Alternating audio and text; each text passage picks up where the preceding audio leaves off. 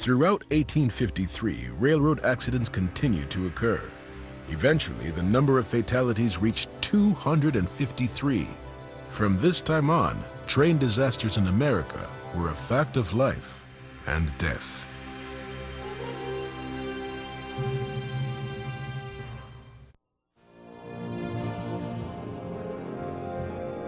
By the middle of the 19th century, railroads were on their way to becoming the largest industry in America. In 1850, more than 40 manufacturers were building locomotives, and an estimated 3,000 steam engines were crisscrossing the countryside on 9,000 miles of track. 10 years later, these numbers had tripled. In 1860, approximately 9,000 locomotives were in use, and 30,000 miles of rail had been laid. But safety appliances were introduced more slowly. The kerosene-burning headlamp became an aid to night travel. A swiveling set of wheels called a lead truck was placed at the front of the locomotive. The lead truck reduced derailments by keeping the train on the track when it was navigating curves.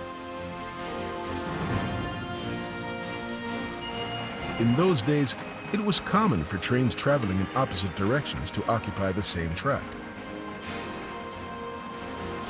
Early railroad regulations dictated that when a conductor believed another train was approaching, he had to order his engineer to stop and wait in an area of track called siding. Only after the approaching train had passed could the order to proceed be given. Sometimes the wait lasted hours, with every minute costing the company money. In 1851, the telegraph was used for the first time to send information about the location of an oncoming train. The messages received by telegraph made it possible to decide whether a train could proceed safely without having to wait. This was a major development in rail safety. Unfortunately, it took many years and many lives before the telegraph was universally adopted by the railroads. In the meantime, the railroads used timetables to dispatch and locate trains. There was a difficulty with the system, however. Time was not yet standardized. Timetables were based on local time, which varied from community to community. When the sun was directly overhead, it was noon. In the state of Illinois alone, there were 27 different local times.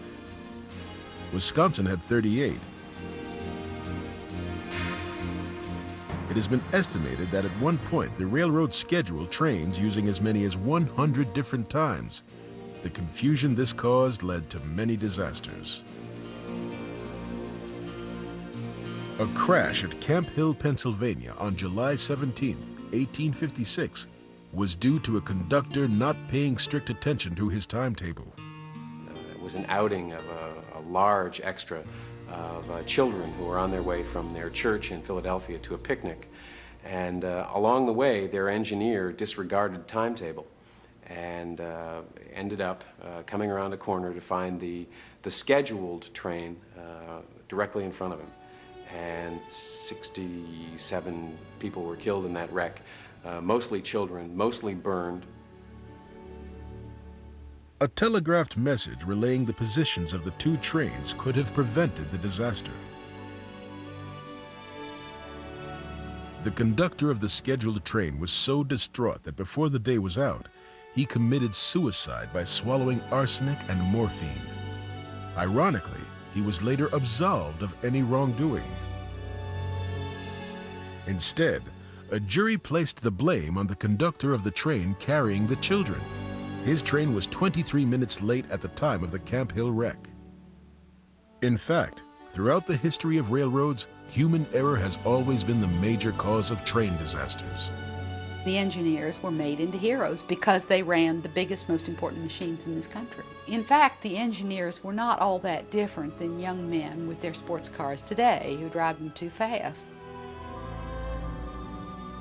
America's most famous engineer was Casey Jones. Casey, whose real name was John Luther Jones, was an engineer for the Illinois Central Line. On the night of April 30th, 1900, Casey died trying to make up time on a run from Memphis, Tennessee.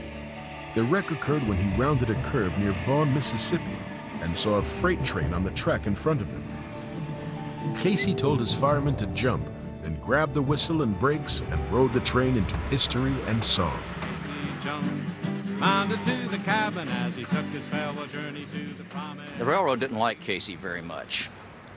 Casey wrecked one of their locomotives. He was typical of the engineers of that period. The important thing was to get the train over the road, make up time. And if you needed to sort of skirt the rules a little bit, then you do that. But that shows you the attitude of both railroad labor and railroad management in those days. If you could get away with it, management loved you. If you didn't get away with it, you were dead, and they wrote you off. The overwhelming majority of railroad fatalities have been employees, not passengers. Train crews often worked hard, long shifts. Stories of wrecks caused by a sleeping engineer behind the throttle were common. The engineer and firemen were always the first ones to die in a head-on collision. Another hazardous job was stopping the train. This duty belonged to the brakeman because the engineer could not apply the brakes from the locomotive. And when the engineer would signal down brakes, these guys would snap to action to the top of these cars and begin turning wheels that set the actual mechanical brakes. And then, after they had set the first brake, they'd have to move to the next car. And they were on top of these cars no matter what the weather, whether it was cold or hot, whether it was windy or icy or snowy, dark. That's why there weren't very many old brakemen. The brakeman was also responsible for coupling the cars. This required him to stand between two cars as they came together. A great many brakemen were crushed. It has been said that it was rare to find experienced brakemen who still had all of their fingers. Because the passenger cars were made of wood, fire was another cause of injury and death in 19th century train accidents. They were heated with coal stoves, so that in any kind of serious wreck, a derailment of any sort, the car would tip and the coal stove would tip over, scattering these red-hot coals all over the place. People were trapped in the wreckage, couldn't get out, and burned up.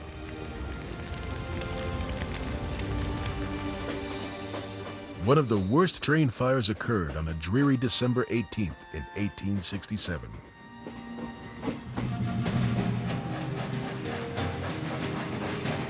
A service known as the New York Express was traveling eastbound along the eastern shore of Lake Erie at Angola, New York. Just as the train was nearing a bridge which spanned a frozen creek, a faulty axle caused the last car to derail. With many passengers on board, the car was dragged sideways along the bridge. It eventually uncoupled from the rest of the train and careened 40 feet down the slope toward the creek.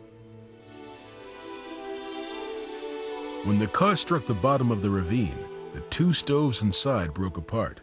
Searing hot coals spilled out over the wooden car and its occupants. The icy slope made it impossible for rescuers to reach the victims in time. 42 passengers perished at Angola. In the annals of train disasters, the wreck of the New York Express is remembered as the Angola Horror. In the aftermath of Angola and other catastrophes, a 21-year-old inventor named George Westinghouse increased his efforts to develop a new braking system. The brakes would be operated entirely by the engineer from the cab of the locomotive. A year and a half later, Westinghouse patented his air brake. It was the single most important advancement in railroad safety. In years to come, it would save countless lives.